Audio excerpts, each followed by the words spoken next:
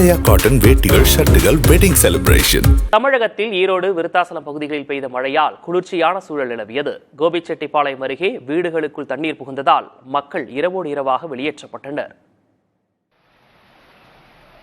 திருவண்ணாமலை மாவட்டம் செங்கம் மற்றும் அதன் சுற்றுவட்டார பகுதிகளான குப்பநத்தம், கொட்டாவூர், மண்மலை ஆகிய பகுதிகளில் பொழிந்த மழையால் மக்களின் மனம் குளிர்ந்தது. ஈரோட்டில் பகல் நேரத்தில் வெயில் வாட்டி வதைத்த நிலையில் இரவு கனமழை பொழிந்தது.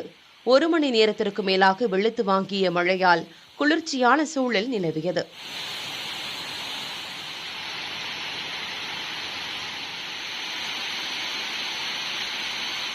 கோபிச்செட்டிப்பாளையம் சுற்றுவட்டார பகுதிகளில் பொழிந்த கனமழை காரணமாக நம்பியூர் பேருந்து நிலையம் அருகே உள்ள நீரோடையில் வெள்ள நீர் பாய்ந்தது.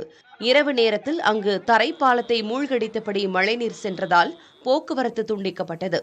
தொடர்ந்து நம்பியூர் பெரியார் நகரில் குடியிருப்புகளுக்குள் வெள்ள நீர் புகுந்ததால் மக்கள் தவித்தனர்.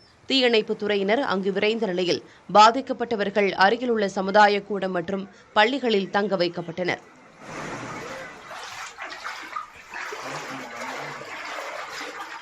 கடலூர் மாவட்டம் விருத்தாச்சலத்தில் 1 மணி நேரத்திற்கு மேலாக பொழிந்த கனமழை காரணமாக அங்குள்ள பேருந்து நிலையத்தில் மழை நீருடன் கழிவுநீரும் கலந்து குளம் போல் தேங்கியது. இதனால் பயணிகள் சிரமம் அடைந்தனர்.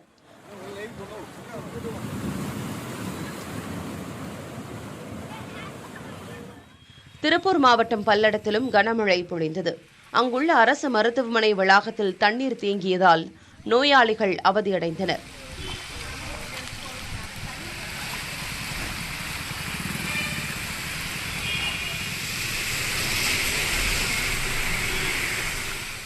மேற்கு தொடர்ச்சி மலைப்பகுதியில் வெளுத்து வாங்கிய கனமழையால் தேனி மாவட்டம் வராக நதியில் வெள்ளப்பெருக்கு ஏற்பட்டது.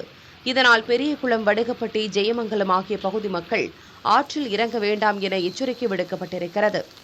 மதுரை மாவட்டம் மேலூர் சுற்றுவட்டார பகுதியில் சூறைக்காற்றுடன் பொழிந்த மழையால் ஏராளமான வாழை மரங்கள் ஒடிந்து சேதமடைந்தன.